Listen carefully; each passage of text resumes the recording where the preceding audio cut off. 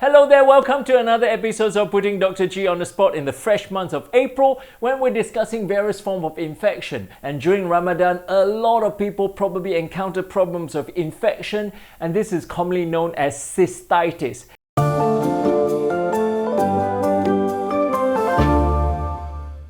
Cystitis actually stands for infection in the bladder, and commonly it happens in women more than happen in men.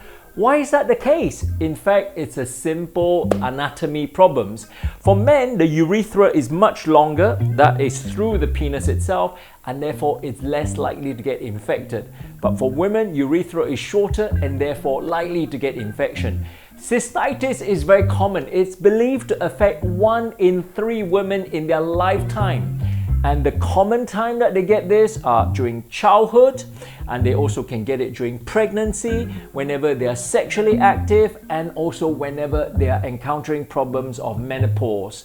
And what exactly is this? In fact, it's because of a type of bacteria called E. coli. E. coli occurs in around the genital area and somehow get into the bladder itself and causes cystitis. Commonly, this can be due to dehydration, incomplete bladder emptying, stone formation, and also sexual activities. When infection itself is not related to any other complicated anatomy or stones, then it's called a simple cystitis. When the infection itself is recurring 3 times a year or more, then it's called recurrent cystitis. When the infection itself is happening in the first debut of sexual activity, it's called honeymoon cystitis. Honeymoon cystitis is not a sexually transmitted infection. It's still the way the body tries to get used to sexual activities, and therefore occasionally that itself will push bacteria into the bladder, causing cystitis.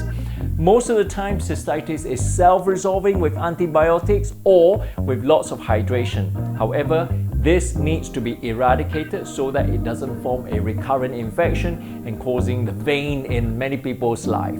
So now you know honeymoon cystitis is most likely due to initial debut in sexual activity. It's not related to sexually transmitted infection. From one form of infection, we are moving on to talk about other form of infection, urethritis. And how do you get it? And why do some people have no symptoms at all, especially women? Then you need to stay tuned for next week's Putting Dr. G on the Spot.